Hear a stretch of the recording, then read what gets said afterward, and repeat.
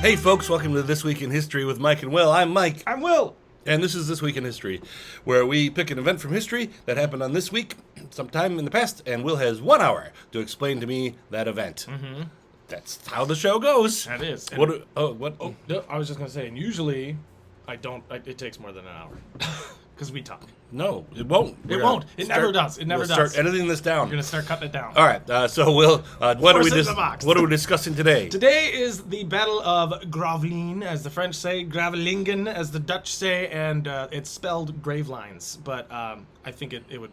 How do we say it? I think it's Graveline. Graveline? The E's probably pronounced Graveline. We'll probably call it Graveline. The Battle of Graveline. Graveline. 1588, August 8th. Yep. Ready? Yes, sir. All right. So, this is all about Spain and England. It seems like we've been talking about what this is for several episodes. Okay. It's about Queen Elizabeth. It's about Bloody Mary. It's a little bit about Mary Queen of Scots. Ooh. It's about the Spanish treasure ships coming from the New World, and it all kind of culminates here.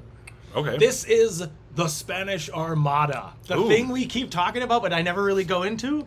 This is that event. This is like a season finale episode. This is a season finale. Everything we've been working towards is this moment.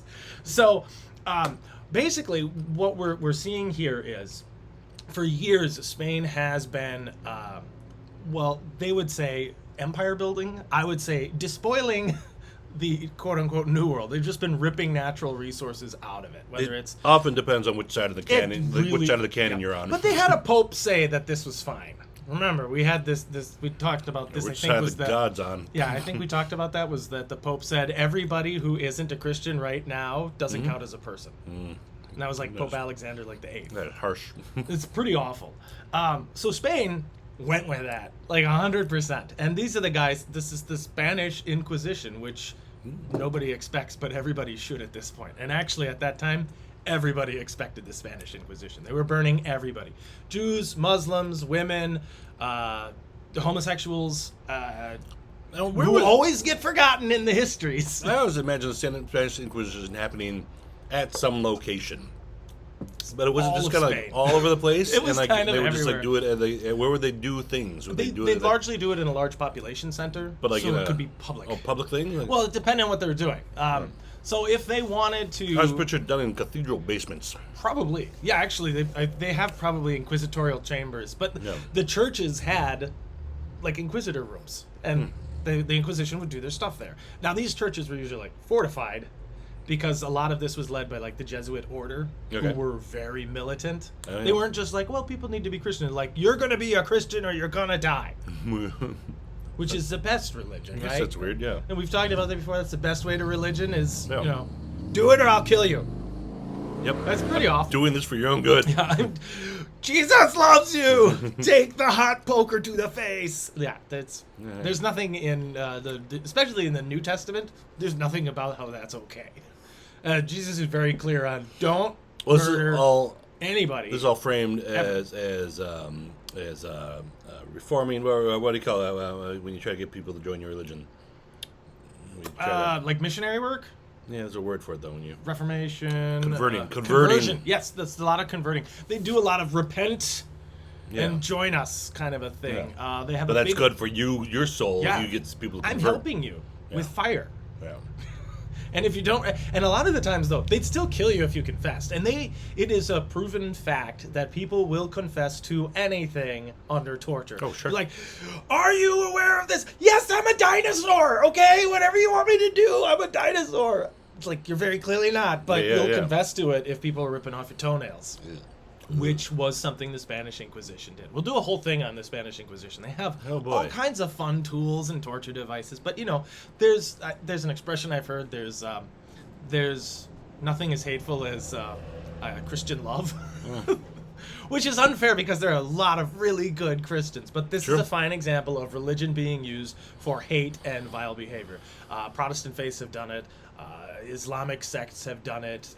We still see a lot of this stuff throughout the world today of different violent religious things. And it all tends to be like a level of desperation. Okay. Like the poorer a group of people are, the less educated a group of people are.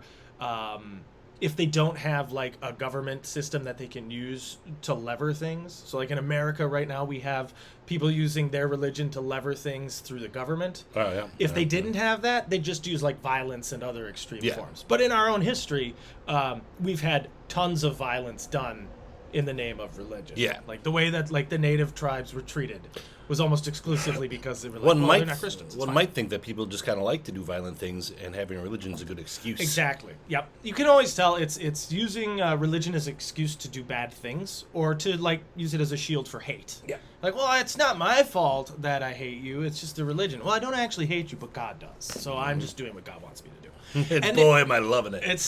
That's almost every religion has done that. Every religion has somebody who's done that. Even the most peaceful, passive religions have had people who just did horrible, violent things. Take it too far. And we're like, oh, God told me to do it. That's usually a crazy person. If you actively are hearing a God to tell you to do something, that's you're just nuts. Or totally right. Or you're totally right, and we're wrong, and we will rue the day that I made that statement. But, so that's kind of... You need to understand that that's the level of extremism that is in Spain right now. Things are hot right now. Things are literally, especially for the Jews, very hot. So as like we're in England, they just kicked the Jews out, Bye. which was pretty bad. But typical for the Jews, Which is apparently. typical. The Jews like, oh great, we gotta move again. Hey, Let's just here we go. take the hinges out of the door and go to the next place. Fine. But at least they weren't being exterminated. Sure. In Spain. A step up. Oh. In Spain. Meanwhile. not so Yeah. much. Yeah, they were being killed. Right. But that was considered heresy. That one's And the good. Jews largely were like, no, I'm not going to renounce my faith was the precursor to your faith. Half of your book is my book. Yeah. How are we mad at each other? Burn them! Sacrilege! You didn't- Heresy! You didn't like the sequel. Yeah, exactly. It's like, can't we just be like, you know, I liked Predator 1 and you liked Predator 2, and maybe we could just say we like the Predator franchise? No! Mine's better! Yeah. Okay, then. So that's where Spain is at. Right. Now, in the 1500s, there was a fellow named Henry VIII. I should have written down his exact dates, but we've talked about Henry. There's been He songs was about him. married to a very famous Spanish woman named Catherine of Aragon. Nice. She is renowned as a bit of a powerhouse, owned a lot of land, very intelligent woman. They had a child together. He dumped her because the child was a girl. Also, kind of his thing to do. Yes, this was the first. Oh, okay. This is the first woman that he dumped. Well. She was older than him, and he was like, well, she's going to be stagnant, and she's never going to have kids again. It was really awful. Yeah. And he basically sent her back to Spain. They didn't kill her. No, she got Okay. out before he started doing Yeah, this. see?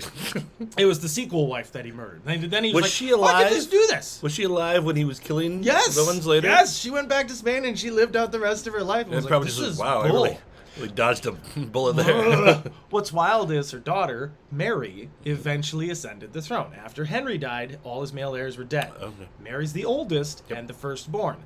Now, there was this fight over making Elizabeth the heir because she was raised Protestant, whereas Mary was raised Catholic, and people were like, it's gonna destabilize something.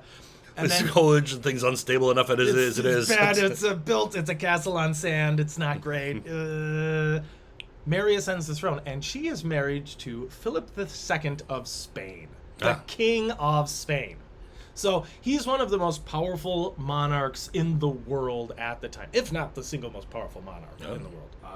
I believe he's part of the House of Habsburg, so he's just a powerhouse. He's a mover and a shaker.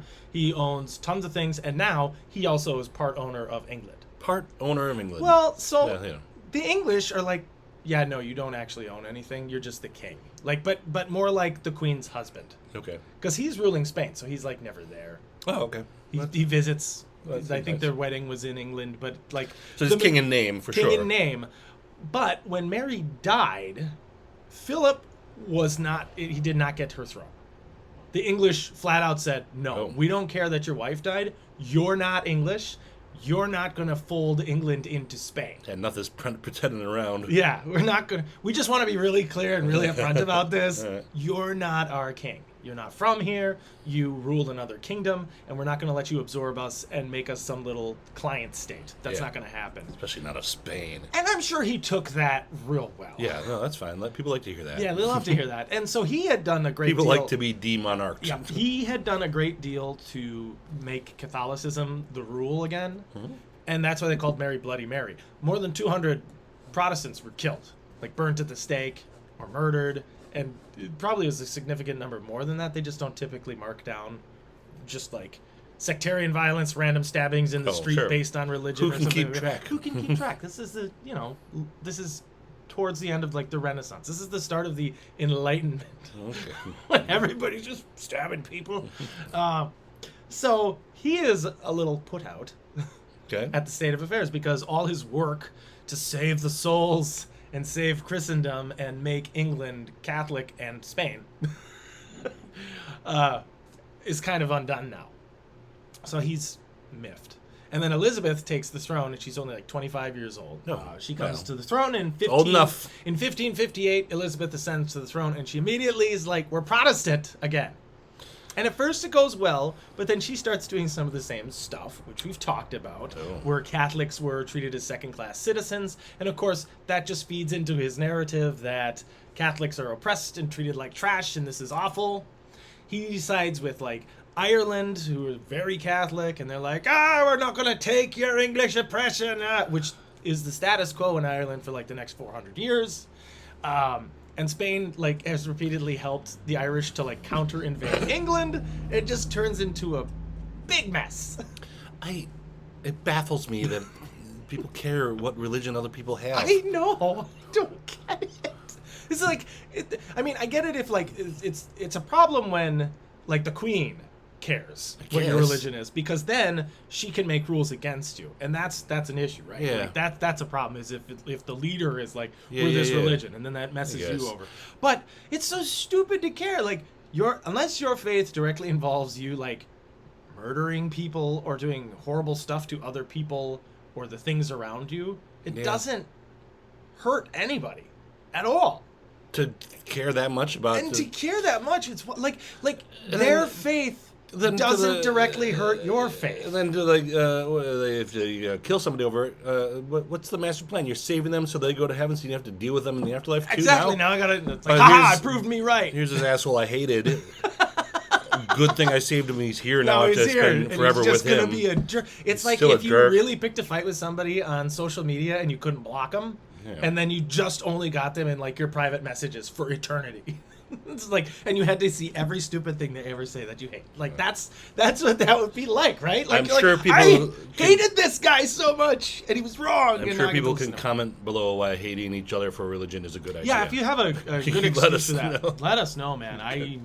We've talked about this, I think, since the first episode. Organized religion might be good for people, but it's not good for people. Yeah, it's not. Faith is. I've always been a believer. Faith is good. Religion's bad. There we go. Because you start fighting over all the stuff. Having ideas and opinions is wonderful. Having like these, I need to kill somebody for my belief. That's wild. It's wild, especially if they're not hurting you. Yeah. And it hasn't stopped. It's always been the thing since people first used a rock to kill each other. It was. This my fire. This not your fire. Rock. Yeah. Now it's this fire come from him. No, is this the thing we're talking about today about religion? So, no, it does fold into it. Well, it's a huge let's part move on. Because Spain is so Catholic, and England stands alone as a solely Protestant nation. The leader of England is the head of their church. Oh, okay. So Spain has all of these pretexts for war. They're like, look, they're killing the Catholics, they stand in defiance of God. Elizabeth is a bastard child because the Catholics don't believe in divorce. Oh. So the idea that Henry set aside his first wife, married Anne Boleyn, had Elizabeth, she's a bastard child born out of wedlock, according to the Spanish. Yep, don't count. So the only person who should be in line for the throne is Mary or her children, or Philip in the meantime. But certainly not this.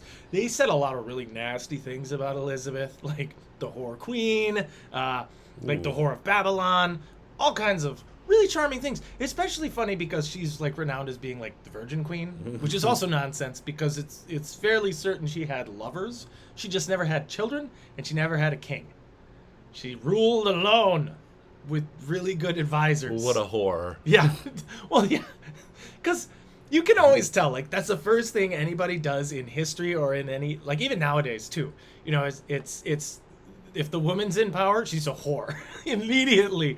She's a sexual deviant. She's bad for that. But, guys, Henry VIII is actually, like, a sexual predator and monster. And nobody called him a whore. Man whore. They didn't even say that. They were like, well, he's a king. No, we don't really have a word for that, do we? We don't really have a word for that. Whore. I think it's the same. But it's like, but it's funny because he actually like did all this cheating and horrible stuff. Nobody called him that. Horrible stuff. Horrible, if you will. Wow. Whereas Elizabeth didn't, but she's a whore. So it's like there's slut shaming even in the 16th century. Well, always. Yeah, always. Because women are expected to have this propriety and modesty, and then men are like, just be a monster, and we don't care. Okay. Sorry, women. No. Sorry, women. Sorry, Jews. I don't know. That seems to be the running theme in history is sorry, women. Sorry, Jews. It sucks. It's getting better. It's getting better. It can't get worse. We can't. I mean, yeah, we've plumbed the depths. But that's a different podcast. Right. All right. So Philip is the king this whole while now. So he's the king from like I think from like 55. So he was the king before Elizabeth became queen. And he was basically a king since like birth. He's raised to be king. And he and Elizabeth don't like each other. And he's like her ex-brother-in-law, you know? Because her half-sister is married to him. So, but he's constantly trying to get rid of her. Yeah. He's apparently like kind of an architect, or at least he supports several assassination attempts, allegedly. Several rebellions, allegedly.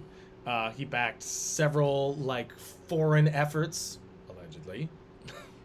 I don't think his legal department is coming after us. No, I think you're okay. Yeah. He supported Mary Queen of Scots. Oh, allegedly. That one we know. But then like that was one of the things we talked about where it's like they set up this invasion or whatever and it never really happened. Oh, yeah. It's like 5 guys showed up like, we're gonna send 5,000 men to invade England and take it over. All of England? The whole thing. We should have brought more guys. We should have brought more dudes. England's bigger than it looks like on the map. On the map it looks really small. It looks so small. It's like just little dots, right? There's like 5 people there. No, there's like millions of people there. Oh. Well, they'll all just take a knee. Well, we don't want to. Oh, they have swords too? What's this guns thing? No. Who invented that? That's an equalizer. I don't like that. 5-year-old English kid just... Stay off our island! Which is what's going to happen today. Okay. So, Philip has publicly declared Elizabeth is a heretic, she's illegitimate, and she needs to be dethroned. I've said it publicly. It becomes like his foreign policy towards England. Okay. Is they are awful, and I will devote a lot to get rid of them. Now, a huge part of the Spanish economy is coming from what they call the New World. So, North South America, taking all of this silver and gold from those places. This attracts piracy because you have to get the gold and silver back. Yeah. And one such pirate. So Elizabeth encourages this piracy because she hates Spain. She hates Philip specifically. Okay. Like, I don't think she's just like, Spain sucks, but he's a jerk to her. He hates her, she hates him. It's a great cycle, and of course, it never ends. So she hires privateers to go after Spanish shipping and treasure. Oh. One specific one is Sir Francis Drake, who's knighted in 1581, and he is very famous for... we were going to do an episode on him, and then that fell through, I forget. Oh, I think that was when we got COVID. There was that stupid plague. So anyway, I don't have it now. Maybe. Got the long COVID. Francis Drake sailed across from England and just laid waste to Spanish shipping. He's considered one of the worst scourge. They called him a scourge in Spain. And his last name, Drake, is particularly fitting because that's another term for dragon. So that was another term they called him, was like the dragon. Yeah. They hated him. He was like Spain's #1 most wanted, most loathed, most hated human being for like decades. Okay. Because of the damage he did and the just sheer destruction he wrought. Because it wasn't just shipping. He'd land his guys off the ships, because most of these ships had huge crews, and they'd take towns. Oh. Like Stick the whole town? They just capture towns and then burn them. Like he seized, it was Nombre de Dios, which means name of God. And he went to this town, which was where they were storing like their silver, and he raided it, and he stole all their silver. And it was like, this is where all the silver goes in the New World before we send it home. And he attacked it. I mean, he did it twice. First time he failed. Second time he succeeded. And then during that raid, like, it got kind of crazy, and he ran away. He couldn't go back across the Atlantic, so he went south. Down around Argentina. Went up to California, and then shot across the Pacific, and then came all the way back down across Asia, back up around Africa, and back to England. And he circumnavigated the globe. He was the second recorded ship to do that. Oh, sounds like he did it almost accidentally. Pretty much. It was like, oh crap, the Spanish are coming. I got like 2 ships. Oh, look, we're back where we started.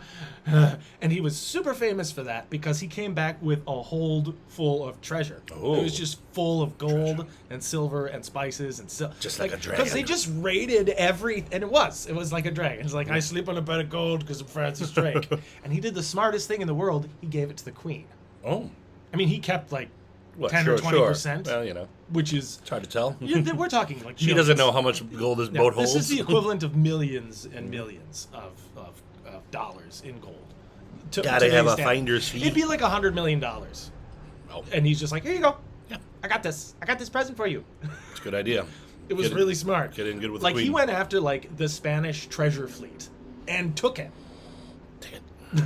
And that's like every 2 years they'd send it. So he took 2 years worth of treasure that the Spanish had been taking out of the ground or stealing from the natives or doing whatever to get. And then he's just like, mine now. Yoink. Bye. So this is an experienced guy. He's a fighter. He's a leader. He's extremely well respected. And he just keeps doing this. And Spain is furious. They're like, send the gold back. Yep. Send us his head. Yep. They start doing all these ultimatums based around Francis Drake, demanding retribution. And Elizabeth's like, "What? I didn't tell him to do that. Oh, how coy! I never would do that. Look, I have this letter that says I didn't tell him to do that. Then why'd you knight him? He bought a certain amount of land. With whose money? I don't know. He just had it." Look, I'm a very busy queen. I'm a very busy guy. I have a country to run. You understand, you're a monarch, or are you not so busy that you can pay attention to what one subject does?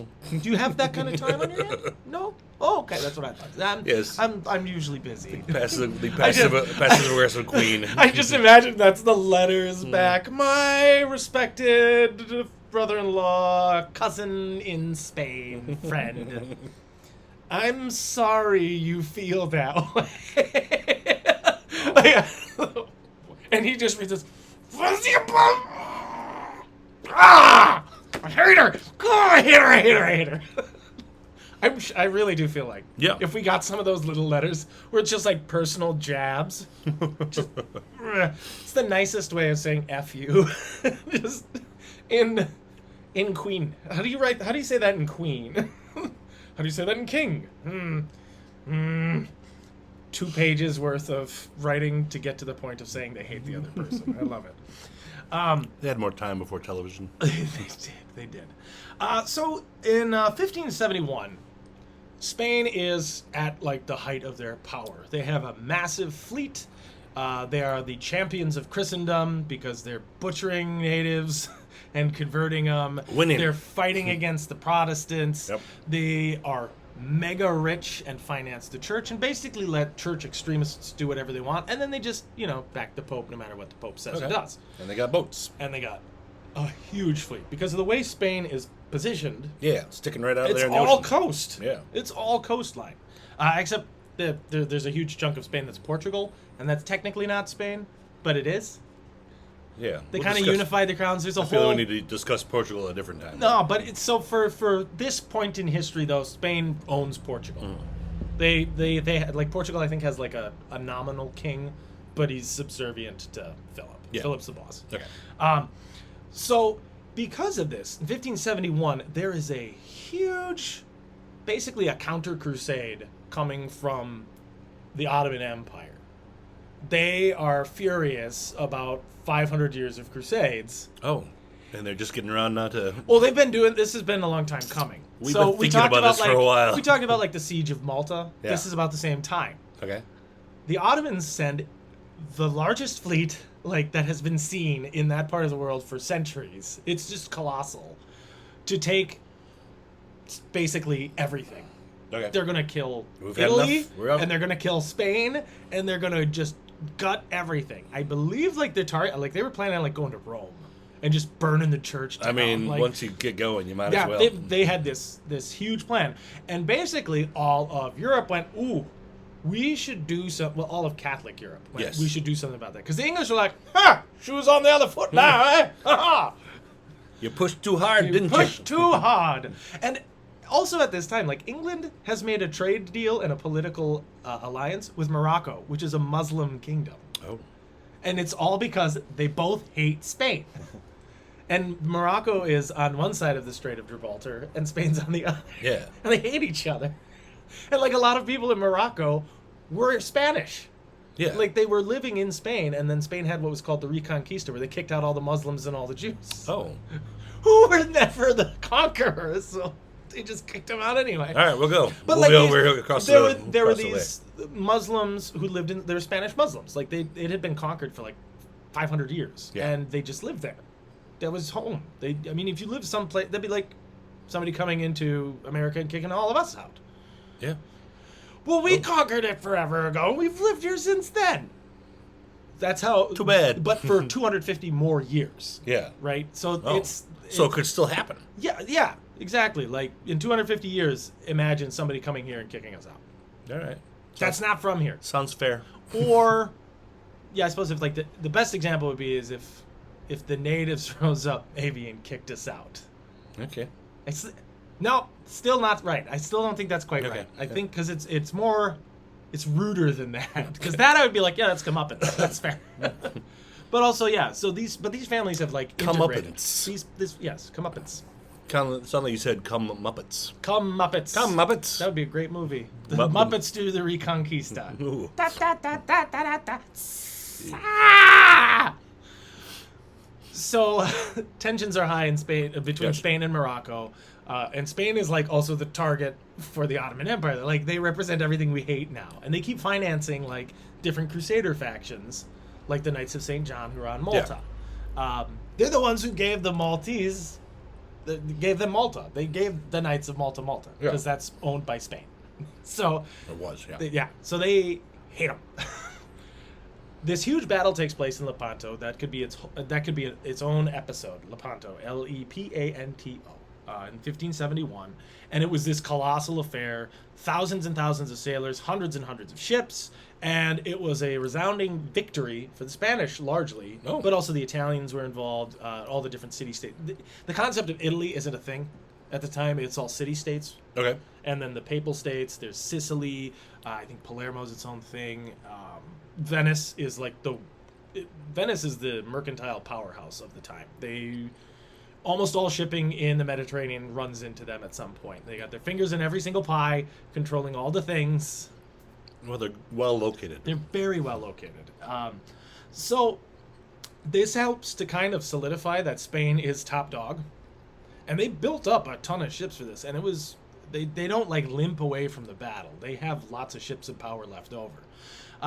So then they think, we crushed the Ottomans because they're riding high on it. They're like, oh, it's a totally one-sided, no problem at all. We defeated the Ottomans in the Mediterranean, no problem taking on England.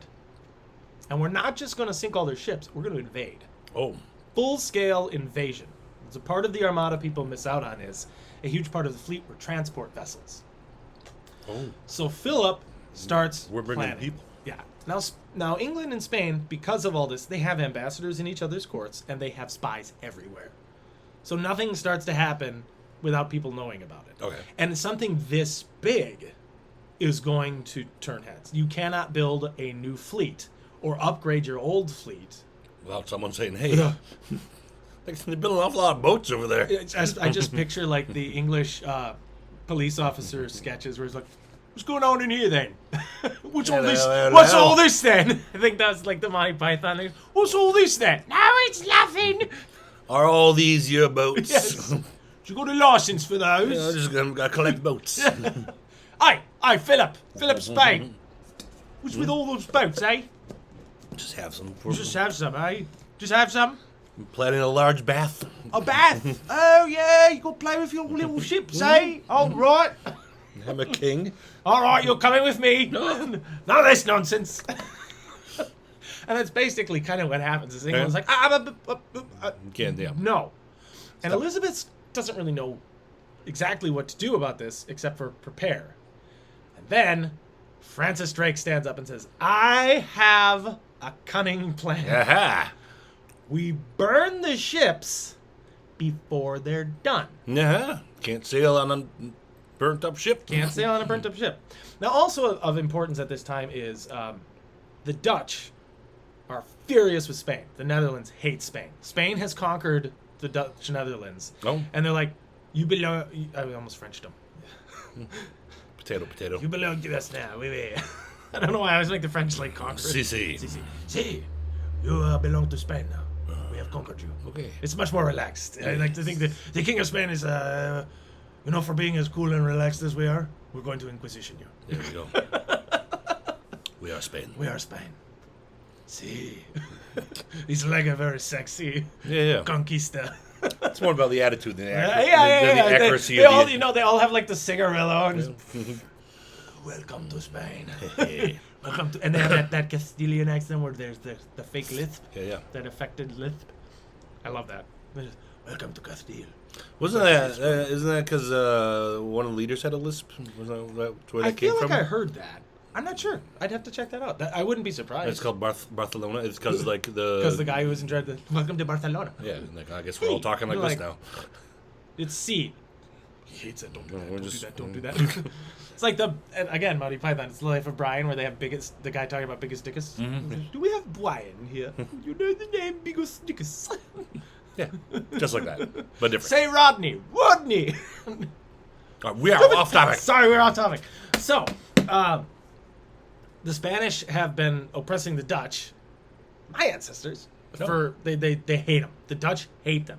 They have the concept of republicanism, like we are a republic and we don't listen to anybody, is a super Dutch thing. Like that is actually a lot of the similarities between like America and how it formed its government is based on how the Dutch functioned. Okay. Because they talk about like the French revolutions and all this, but the Dutch actually had a functioning republic for way longer than just about anybody else, and they are like a purely capitalist society at the time. They are merchantmen, and the merchants run everything. They don't really care about landed nobility. That's not really a thing. I mean, it is, but not so much. Okay. They tend to be very well respected in different... Like, they have... Like, a Dutchman becomes king of England, and he's loved. Like, it's just weird. Like, people are like, yeah, the Dutch. Except the Spanish hate the Dutch. Because the Dutch hate the Spanish. Largely, okay. Yeah. Well, also, the Spain wanted that land, because then they could attack England. I see. And the Dutch started to latch on to Protestantism. Specifically, Calvinism was a big one. So that you can't have dirty Protestants. That's no good. Okay. We don't like dirty Protestants in Spain. So they basically jump over France and just beat on the lowland countries and take that over. Plus, it's also good shipping traffic. Sure. Tons of good land for harbors and fishing and everything else you can want. Why do we hate you so much? Because you got a nice place. Yeah. Be a shame if something bad happened to it. And yeah, so they've been oppressing the Dutch, and the Dutch are sick of it. And England finances their rebellion. Oh. They provide arms. England is at this time big on sending out soldiers all over the place. Sure. They don't have like a big standing army. Oh, but we can help. But they can help. They will send out adventurers, like Francis Drake. Well, I only have few ships, but I can wreak havoc. Or, well, I've got 500 men and we love to fight, and the English hate us fighting them, but they'll pay us to go to the Dutch Republic and kill Spaniards. Let's do it, lads! Because, the Scottish regiments were huge. They were all over the place. Like, the Highlanders would come down. They didn't, because farming sucked in the Highlands. Yeah. And England did a bunch of laws eventually that just made their lives miserable. So they'd just go around in mercenary bands and fight all over the place. That was very popular for people from the British Isles to do that. The Irish went all over the place and fought. The English, the Scottish, it's like they exported just fighters. It's like a precursor to America. It's almost like you can see where America got it from. Just sending out people to fight. So Spain is all... That's another thing that Spain hates about England. They raid their shipping. They are dirty Protestants. They are... That's their view, not Will's. Yes, right, sure. Dirty Protestants. They're backing the Dutch rebellion. And then they're trading in allies with Morocco. So that's like... There were many straws ago that broke the camel's back. Right. They dropped a 10-ton weight onto the camel. They're just sick of it. Yeah. Not to say Spain is not doing equally horrible things by trying to, murder all Protestants. That's right. So everybody's mad at everything. So Francis Drake has his great idea to go and attack the Spanish fleet before it's done. Yeah. And Elizabeth signs off on it.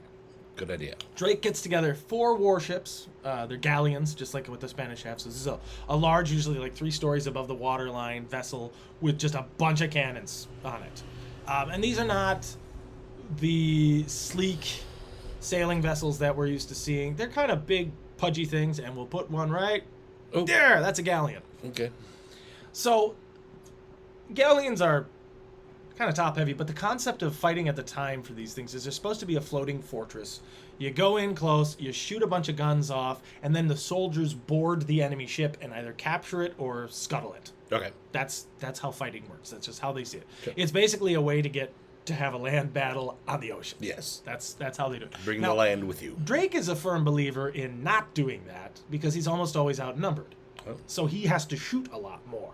So he starts to develop different tactics about skirting along so that you have ships. The most guns you can have is on the sides of the ships. So he wants to get so that he has the most guns facing the enemy where they have the least guns. Right? Okay. So you don't want to do side to side, because those are broadsides, and whoever has the most guns typically wins. Spanish galleons are massive. Some of them have 100 guns. That's a lot of cannons. That's 50 a side on average. Yeah. Just shooting you. That sucks. Yep. So he would try to get to the rear of their ship, where they might have 2 guns pointing backwards. Because he's got 30 or 40 cannons shooting out. Okay. So that was kind of that was a big thing that he really started to develop. Now, there were other people doing it at the same time, and it made sense. But the Spanish would, draw up like they were cavalry. They'd have all these ships piled together, and they just kind of slowly go forward and just shoot everything. If you got in the way, it really, really was awful. But it wasn't very maneuverable. So Drake would do smaller actions and move around, and they're like, what the heck is going on? It's like a wasp flying around just stinging this thing. And with less boats than he could. Yeah, and he can move all over. So Drake gets his 4 ships, and he's immediately joined by 20 merchantmen. The British, or the English at the time, I should say, because Britain's not really quite a thing yet.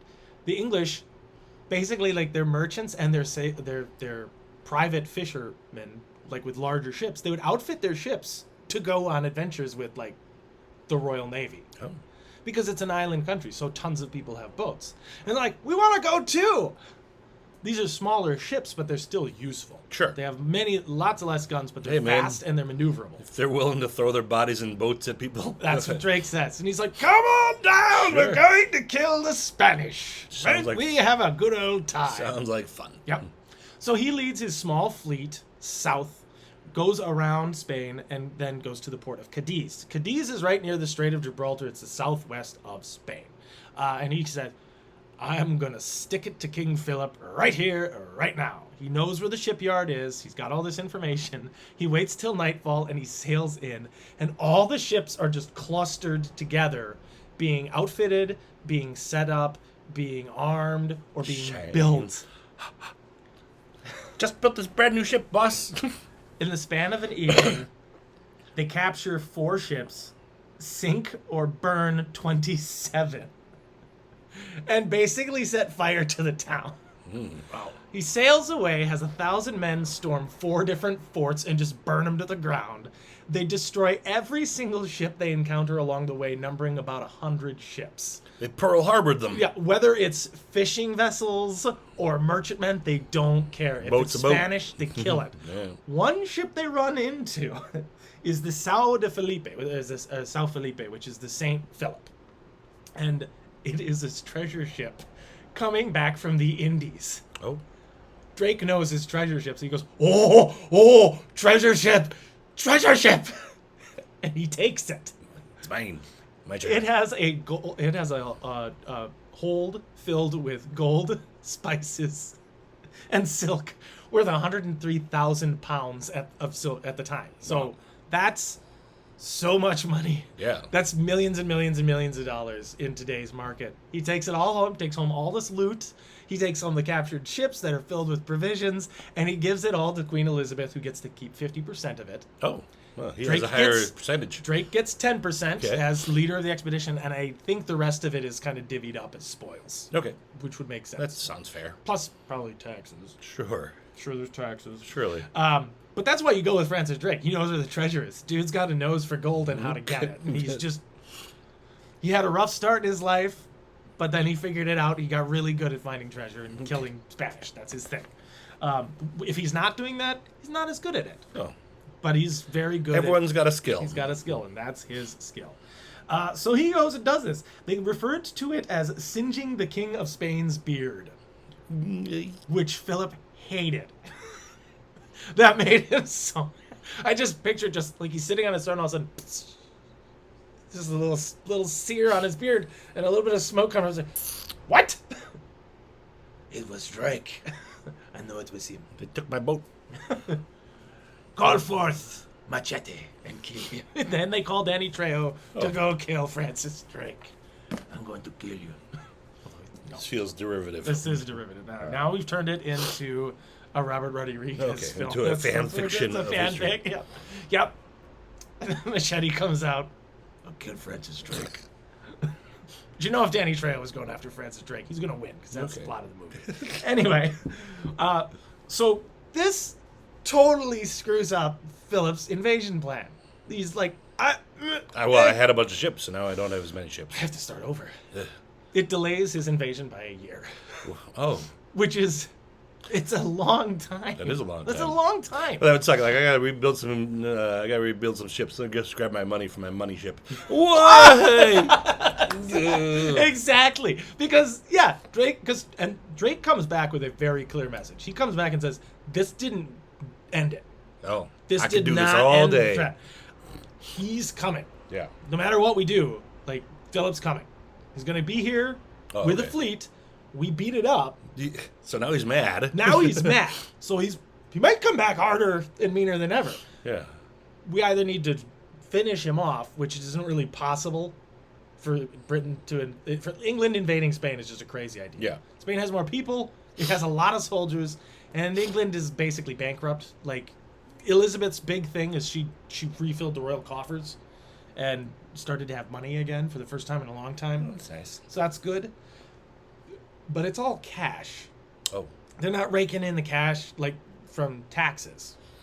It's largely because of guys like Drake going off and robbing people. We found all this It's money. like a bandit king. Yeah, okay. like they've got some trade, but Spain dominates so much that England has not yet become like what becomes the global power of the English Navy. So while Spain is slowed, they are not stopped.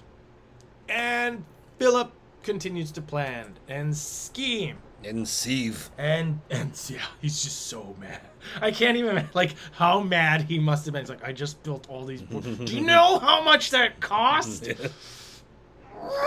Drake. One more reason they just hate Francis Drake. This guy just sucks. So he sends for the Duke of Parma, who's like, it's a different guy all the time. Like, you know, it's his kids. But the Duke of Parma is almost like exclusively in charge of the wars in Flanders and in what's called the Dutch Republic, the Netherlands. This guy is usually in charge of gathering huge armies together. Like when we get into like the 30 Years' War, which we're coming up on, like that's how This is leading into that, but we don't get to that. This guy's job is to basically just destroy the Dutch, which they obviously didn't do because the Dutch are in the 30 Years' War. Right. So they've been fighting this for a long time. But his whole plan is the Duke of Parma is going to raise an army. The Spanish are going to send this giant armada to the Netherlands. They're going to meet up. The army is going to board the ships. And they're not just going to destroy the English fleet. They are going to invade the country, conquer it, kill the queen, replace her with either somebody else, or just say, you're Spanish from now on. Oh. Like, we're done with this. They're done with it. This is his divine mission. And of course, it all goes swimmingly, and that's why we speak Spanish today. Oh, good. Well, there we go. Tune in next Tune time. in next week for Richard the Lionheart. No. You still have some time Yes. left. Okay. I thought I had to wrap it up. Sorry. The Armada gets built. It's kind of funny.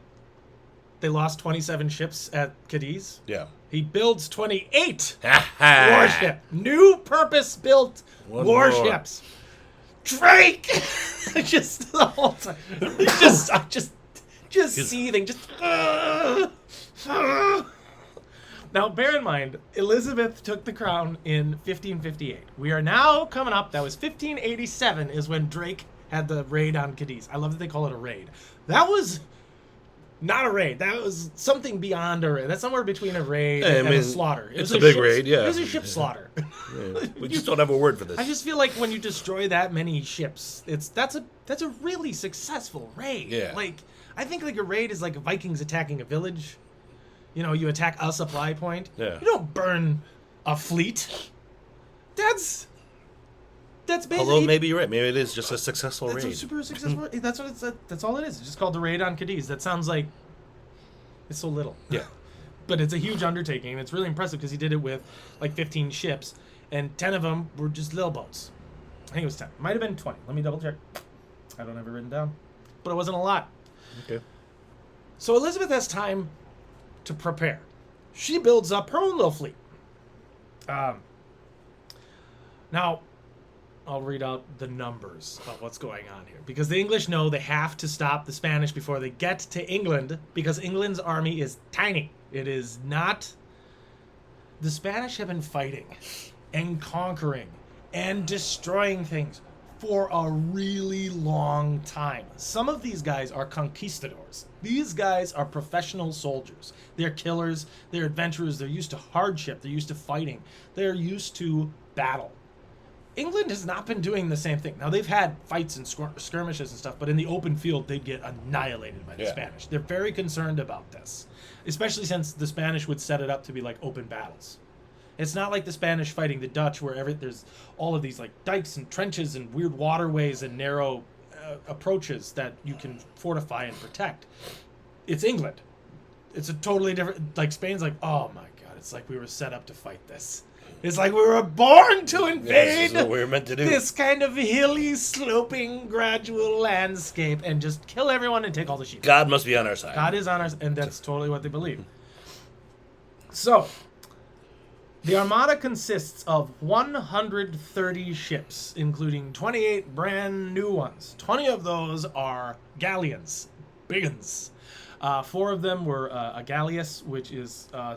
and then 4 were a galley. The galley is just all the rows, the rowing, and then a galleass is somewhere between the two. Usually with like a big forward-mounted gun.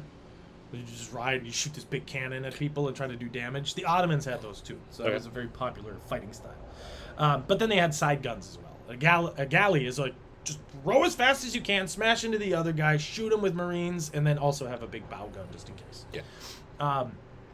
They had 8,000 sailors, 18,000 soldiers, and a total of about 2,500 cannons on their ships. It's a lot of firepower. Yeah. Meanwhile, the Duke of Parma had 55,000 soldiers waiting in the Netherlands to get on the boats and do some killing. So in total, the numbers are like, where is it? 55 plus 18, so that's 73 plus, we'll include the sailors, 81,000 people involved in this invasion. Give or take. That's a lot of people. That's a lot of people. In charge of this is Alonso Perez de Guzman, who is a terrible choice. Oh, yeah? He's never really led an army, and he gets seasick. Oh, no. He does not like sailing. He's never been much of an adventurer. That's his own words. Why would you choose me? That he says in letters after this, he's like the worst choice Spain could have made.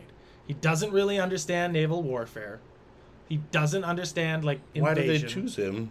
Because of his rank in society. He's a very powerful lord. Okay. But he's not a warrior.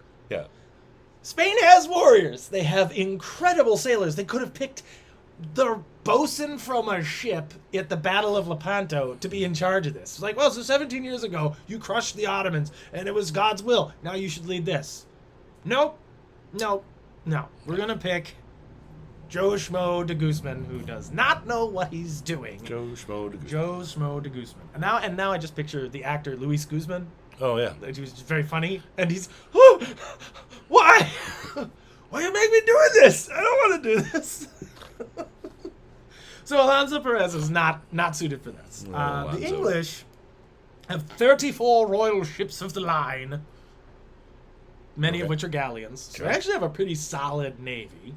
And 163 other ships join the fleet to fight. Just random boats, fishing boats and stuff. I mean, it's like I think they count things that are anything above a rowboat. Okay. Is included in this. But they have like a certain level of tonnage that they count as an actual ship. They could mount cannons. Okay. Not a ton, but a couple of cannons. No, all you needs one. Yep. All you need is one. You can do some damage. But up to 30 of those ships had a tonnage of between 200 and 400 tons, which is a warship. And they could carry 42 guns. So that's a lot of firepower. Sure. Like, these are merchant marines, basically. Either way, there's going to be a lot of noise in the Netherlands. It's going to be super loud. It is. I can't imagine the noise of a naval battle like this. So this is all just inevitably coming to a head. Now, Spain, of course, is used to fighting in the Mediterranean or in the open Atlantic. Yep. Not in the English Channel, which it seems every time we talk about England, we have to talk about how much the English Channel sucks to sail in. It's awful. And if you're not good at it, if you don't know it, you're going to die. So the Spanish fleet gets scattered. Oh, no. Badly. Oh, boy. And they're all disoriented, and they finally get to Gravelines. And they just need a minute. They need to settle down. They need the fleet to reassemble. Meanwhile, the English were like going to try to get them on the way, and missed, because I think of the storms and everything else, and like, oh, whoa, we're not organized to fight that. Okay, let's no one's ready, but everyone wants to. Meanwhile, the Dutch do some shenanigans, we'll call it. They move out all of the sea markers and buoys, so nobody knows where any of the reefs are. That's a good idea. But the Dutch do. Yeah, well, yeah, we would just remember. And they have these cool ships called a flyboat. Right there, it's a flyboat. Flyboat. And they have that cool curved sail in the front. They're made to kind of skim along the top of the water, but they can also carry guns. And the Dutch hate the Spanish. So 30 Dutch flyboats join up. And that just sounds like a little ship, but some of them are kind of bigger. Okay. They're not like a galleon size, but they're like a frigate. They can move around and shoot. Yeah. These are a threat. It's not, rowboats. They're big. And like nowadays, they're kind of cool. They use them for like sailing races and stuff. Oh, okay. So the Dutch know the waterways, and they're like, well, we hate the Spanish too. We're in. Giddy up. And they start attacking the Spanish. There's all these skirmishes leading to the battle itself, where the English like take advantage of the rough waters. The Dutch are skimming around inside of the fleet. And then the English, they take 8 ships that aren't their best ships, fill them with pitch and tar. Oh. And get basically a tugboat, like just a smaller ship, and drag these 8 ships into the Spanish fleet and set them on fire. Have fun with that, boys. It causes absolute chaos. The Spanish are like, why is this? Why is everything on fire? What is happening? These people are crazy. And the way the Spanish typically put their ships is right next to each other. So if one catches fire, they all catch fire. Oh, yeah. So this causes chaos. They do this at night.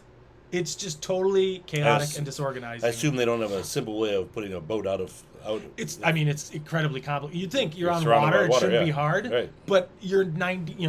Some of these ships are 50 feet in the air. Yeah. They're like, I suppose you just got to burn get the in the top. rowboat, throw the water up here, turn out the fire. Sorry, we can't do that. The water's too far away. The bucket, I'm trying. You got to. The rope's not on fire. that high. So the bottom of the boat's fine, Captain, but the rest of the boat, she's on fire. The part of the boat that's underwater is okay. Yeah, the rest of it's fine. All right. The fire's not inside, is it? Because that's where the powder is for all the cannons. And I feel like that would be a problem. And then, De Guzman is like, why is that a problem? You really don't know anything about battle, do you? No. No. So this causes chaos. It sinks the ships. It mostly just damages them. These things can take a huge amount of damage. They're massive ships. They're 400 tons of wood and rope and metal, and then there's lots of guys in each. Some of these ships have 500 men in them. Oh. Like, these are big. But it all still burns. But it all still burns. Slowly, sometimes. So some of these ships, though, are like half in the water and just kind of barely not sunk. Boy. It causes a lot of problems. Yeah. Also, these ships are filled with supplies. So we're talking like if you set up a gun, the cannon, when it fires, moves back because there's just the sheer force. You see that in the movies all the time. They reel back and then they slam them back forward after they reload them. Well, these move back and then they have this much space between the box and all the goods because they're planning this full-scale invasion. They need all these supplies. During a lot of this fighting, the sailors get killed. Drake is good at this. So he's like, take out the gunners. If the gunners die, the ship's full of soldiers, but they don't know how to use those cannons nearly as well. Sure.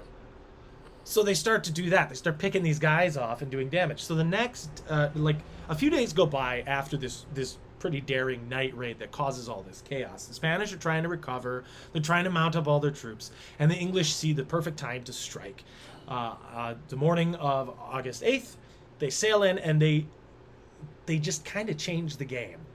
The Spanish are used to, like we talked about, you sail up next to the guy, you pummel each other, you board, and you fight. And the Spanish conquistadors are brutal in fighting. And these guys are guys they're wearing steel armor, carrying broadswords and fighting. You don't want to deal with that on a ship. That sucks. Especially if you're a sailor. Most of these, like we said, the English, they're mostly volunteers. These aren't fighters. They're sailors, and they can use a cannon, but that's very different than getting toe-to-toe with some guy who spent 10 years in, the New World just butchering natives. Some of these guys are really scary. Sure. War criminals, sure. That makes them scarier if you're just, I came out with my fishing ship, I wanted to shoot the Spanish. I got swords. That's not great. So they're doing all of this fighting. Meanwhile, on land, I'm going to read this because there's a speech by the Queen. She's expecting maybe the English don't win. Oh. Just in case. Just in case. A message from the Queen. We might not win. Maybe. Which I think that's a pretty respectful thing to be like, maybe we don't win this day. Maybe we die. Maybe it's not perfect. Not a real great pep talk. It's not a great pep talk. But so she has to plan out she has to inspire the people. So she rides out in armor.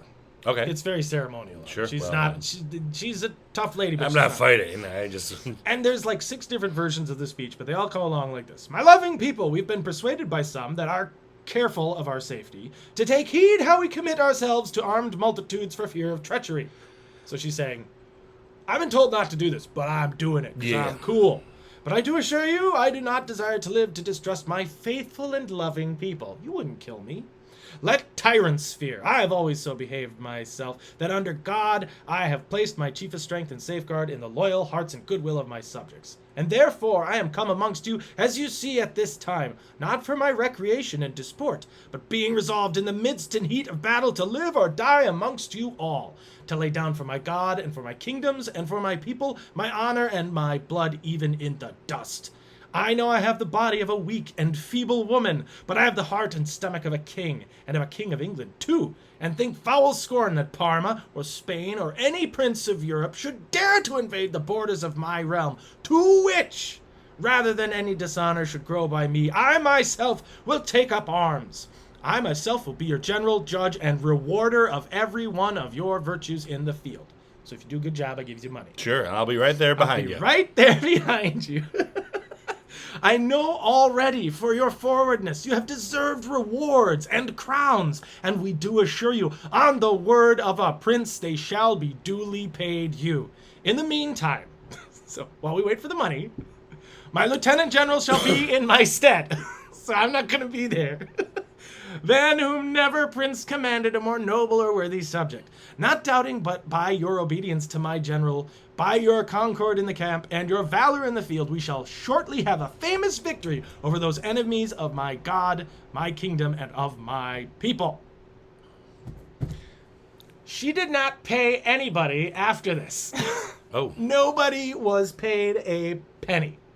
So this is I'm just putting that out right now. She's like, I'll pay you all for your work. Sure, Nobody got paid. Okay. There was a huge problem with that That afterwards. seems like a big problem. So the battle goes basically for hours and hours and hours, and the English do a thing where they say, well, we'll shoot at the crews of the cannons, and rather than pull up close next to the galleons and get hammered by them, we'll stay back and just shoot them. And they're all close together.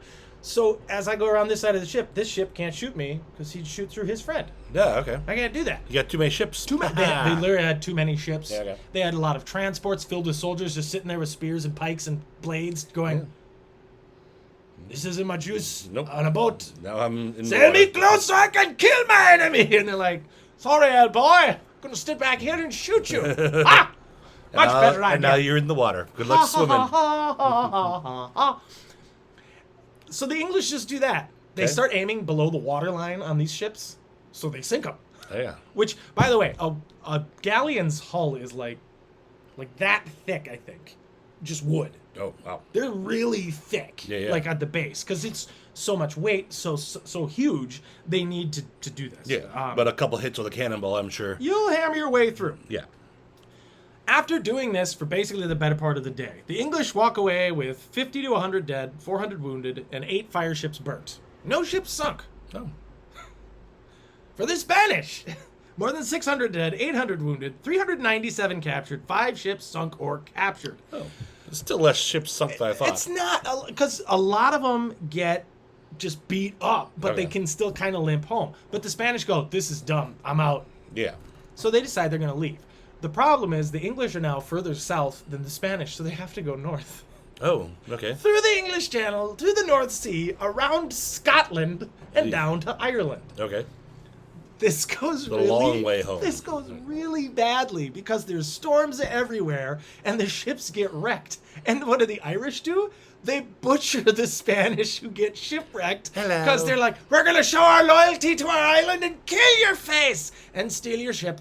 Yep. We're going to take all your stuff. Oh, are you guys tired from your journey around England? Stab. Sorry. We thought you didn't like England. You like the Spanish less. So they actually capture a bunch of Spaniards, throw them in a place that is eventually called the Spanish Barn, which is this big stone building. And they didn't kill everybody, but they kill a lot of them. Sure. And it was like hundreds of Spanish soldiers and sailors get captured. By the time the fleet finally gets home, they've got... It's really bad. They have 67 ships left, and less than 10,000 men survive. Well, that didn't go well. Meanwhile, the English have their own problems. 6,000 to 8,000 men died from disease. Ooh. Just being on boats and just dying. Like, I don't know why or how, but they all just like got typhus before they and figured scurvy. out the scurvy thing. Yeah. They did have scurvy, which is Before they figured out how to solve scurvy. Yeah, and they were only on the ships for so long, but it wasn't just like scurvy's bad enough, but that doesn't kill you very quickly. Sure. It takes a while, so But I they able to suppose get home. in cramped quarters, either way, disease Cramped is quarters, gonna. but the problem was typhus, Okay. and that you get typhoid fever and you're done. Like especially back then, there's no real way to deal with it. So and it spreads fast. So they actually lost a lot of guys. Philip gets word back and he says, I sent the Armada against men, not God's winds and waves. So he basically blames his misfortune on the weather. Could have had a nice day for a blaming fight. God for your failure, man. The result of all of this is the English are like, yeah, we won and we did such a good job. We got to follow up So they send a counter armada, which is basically the same size, and it goes not well. As bad as what happened, it's something nobody talks about. As bad as what happened with the Spanish, Yeah. the English lose way more people in ships. Maybe in we the should just counterattack. stop doing this. They maybe should have just stopped. Yeah. Quit while you're ahead, Sure. folks. Because the Spanish lose no ships in the counter armada. okay. And the English lose like half their fleet and like 10,000 men in combat. Because they fight the Spanish basically on Spanish terms. Yeah. They fight them in the one thing that they're really It good seems at. like whoever brings the ships to the party is the one who loses. Yeah. If you're the one going, you're going to lose. One of my favorite things about this, though, is before the raid of Cadiz, Elizabeth did send a letter to Drake saying, "No, stop, don't go. I don't condone this." Oh. The day he was leaving. But she sent it from where she was at across a body of water, Okay. knowing it wouldn't get to him before he left. But then she had plausible deniability, which is something she did. This letter. I sent him the letter. I did. I sent it. I just did. Passive-aggressive He didn't queen. get it. She did that throughout her entire reign of just saying, I didn't condone that. So yeah, I sent a letter. I don't care for this woman. She did some Right. hinky stuff. It wasn't great. So that's the Battle of Gravelines. Is just like it kind of what it ended up doing though is it changed how naval warfare was fought. Sure. Because the English learned all these tactics of these big heavy ships aren't really great because they're terrifying to look at. But if you're fast and you get around them, and you can pummel them below the water, like you said, a few cannonballs in the right spot. Yeah. And then they started to research how to make better guns. Because rather than these things just made to pummel things, they wanted precision, long-range instruments with a lot of power. So despite the English losing when they went to Spain, this, though, did switch over from the Spanish Armada to the English naval The dominance took a little bit longer because they basically wasted their advantage But, I mean, was this from the kind of counter. the- But this is when it starts to tip the other way, yeah. So the Spanish have dominance for the next, 50 years. They're still a powerhouse because of all the money they're getting from the New World. Yeah.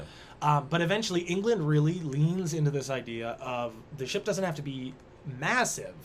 It needs to be fast, it needs to be maneuverable, and it needs to have really good cannons and a well-trained crew.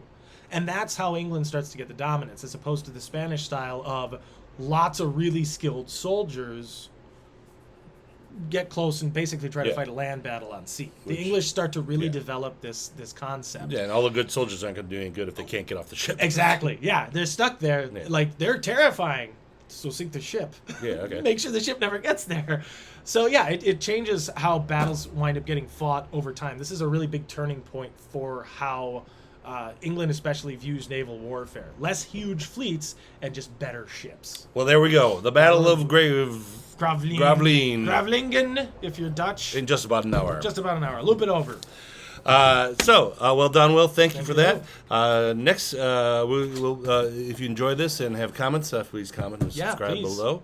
Especially the religion thing. We want to. If you figure out the secret to that, let us know. Yeah. Next week, what are we discussing? Oh, we're going to talk about the Siege of Accra, which might be kind of that's their pronunciation. It's just spelled acre. Okay. It was in 1191 in the Holy Land, and I believe it's August 18th is the specific event I want to talk about. But it's weird because the siege started in August of 1190 and then ended in August 28th it started in August 28th of 1190. It ended in July of 1191, and then other events happened in August of that same year. So there's a ton of August and acre. And we're doing that. Sorry. Okay. Sorry. So next week and This Week in History will be this month in a couple of years of history. Yep. Yeah, Great. This is a weird one. That's fine. Yeah. I'll accept it. Thank you. All right. But the specific event happened on the 18th of August. Tune in next week for that. Yep. Thanks for watching this week. Yeah. Anything else to add? Nope, that's all I got. I blathered on long enough. Thanks, guys. Okay. Bye. Bye.